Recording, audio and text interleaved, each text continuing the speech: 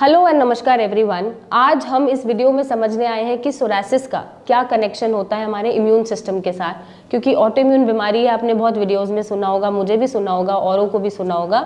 But ये होता क्या है और इम्यून सिस्टम से इसका रिलेशन क्या है और क्यों सोरासिस हो रहा है। बेसिकली हमारा जो इम्यून सिस्टम है जब वो हाइपर एक्टिवली काम करता है, इतना हाइपर एक्टिव है कि वो पहचान ही नहीं पा रहा है हमारे शरीर को कि वो हम उसके दुश्मन है, दोस्त है या ये अपना ही शरीर है, तो वो हमारे ही शरीर को, खुद के शरीर को दुश्मन मान के अटैक करना शुरू कर देता है और बाहर के इन्फेक्शंस को वो भूल जाता है और अपना शरीर ही उसके लिए दुश्मन बन जाता है, जिसकी वजह से हाइपर एक्टिव वो एक्ट करता है।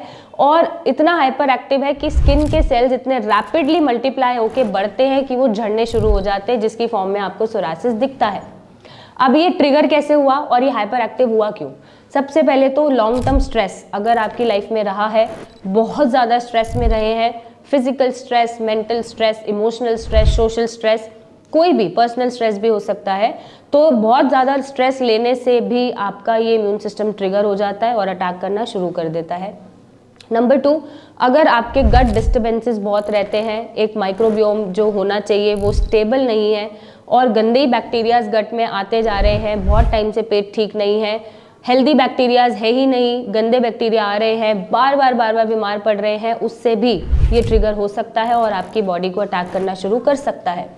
नंबर 3, ऑब्वियसली न्यूट्रिशनल डेफिशिएंसीज होती हैं कुछ हमारी, जैसे विटामिन डी, B12, आयरन अगर ये कम है तो भी इसको ट्रिगर कर सकती है। इसका रूटीन चेकअप आपको कराना चाहिए।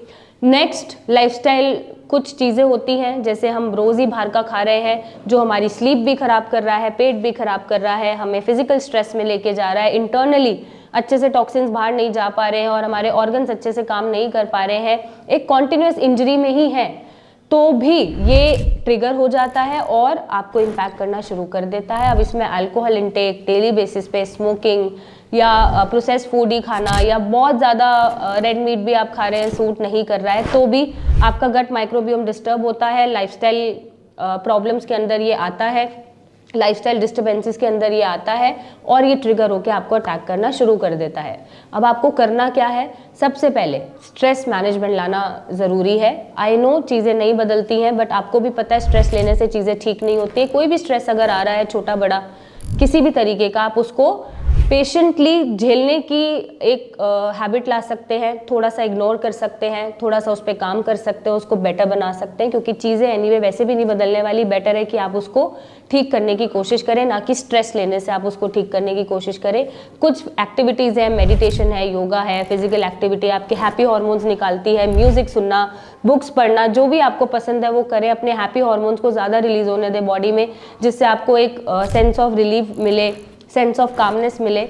नेक्स्ट, लाइफस्टाइल है, ऑब्वियसली आपको बाहर का खाना रोज़ नहीं खाना है। इन्फ्लेमेटरी फूड कोशिश करें कि आप कभी कभी खाएं या रिस्ट्रिक्टेड खाएं। अल्कोहल इंटेक है या फिर स्मोकिंग है बहुत ज़्यादा, उसको कंट्रोल करें। प्रोसेस फूड ना खाएं, बाहर का मैदा, तला भुना थोड़ा सा अवॉइड करें और होम कुक्ड फूड को ही प्रेफरेंस दें। नेक्स्ट, न्यूट्रिशनल डेफिशिएंसीज है, विटामिन डी है, B12 है, आयरन है, आप रूटीन चेकअप्स कराते रहिए। कम है तो इसके सप्लीमेंट्स लीजिए, नहीं तो डाइट से पूरा करिए। LFT अगर डीअरेंज है तो LFT को ठीक करके रखें ताकि आगे जाके कोई प्रॉब्लम ना हो। और लास्ट में जो आपका गट एक्सेस है जो मेंटेन होना चाहिए, उसके लिए आप मेक श्योर करें कि good amount of protein intake करें, हेल्दी फैट्स खाएं, बहुत ज़्यादा स्ट्रेस में ना जाएं, बहुत ज़्यादा बाहर का खाना ना खाएं, होम कुक फूड को ही प्रेफर करें, आप हेल्दी फैट्स खाएं, प्रोटीन खाएं। उससे आपका जो गट माइक्रोबियोम है एक स्टेबिलिटी पे आता है और आपको गट इश्यूज कम होते हैं और टॉक्सिन्स भी बाहर अच्छे से फ्लश आउट होते हैं। तो ये कुछ पैरामीटर्स हैं जिनको ठीक करके आप अपने इम्यून सिस्टम को मेक श्योर कर सकते हैं कि वो ट्रिगर ना हो और आगे जाके आपको अटैक ना करे, फिर से सोरासिस जैसी प्रॉब्लम ना दे। साथ में कुछ हर्ब्स हैं जो अपने डेली लाइफ में आप इंक्लूड कर सकते हैं, जैसे गिलोय है, आप गिलोय का इंटेक कर सकते हैं ताकि इम्यून सिस्टम बैलेंस रहे। मेक श्योर करें कि आप अश्वगंधा हो गया या फिर मंजिष्टा हो गया या फिर नॉर्मल टर्मरिक ही हो गया, हल्दी हो गया, नीम हो गया, इसको बीच बीच में आप लेते रहें ताकि आपका इम्यून सिस्टम बैलेंस तरीके से काम करे, इतना हाइपर एक्टिवली ना जाए और आपको अटैक ना करे। सीजन चेंज में अपने आप को बचा के रखें। आपको पता है सीजन चेंज से दिक्कत होती है, तो मॉइस्चराइज करते रहें, पानी पीते रहें, बाहर का खाना अवॉइड करें, इन्फेक्शन से बचें, ठंड है तो ठंडा पानी अवॉइड करें, बाहर ठंड है तो मेक श्योर करें कि कवरिंग इनफ होनी चाहिए, आपको ठंड नहीं लगनी चाहिए, क्योंकि ये छोटी छोटी चीज़ें होती हैं जो हमारे इम्यून सिस्टम को ट्रिगर करती हैं, फिर हमें खांसी बुखार जुकाम होता है और फिर सोरासिस रिलैप्स हो जाता है।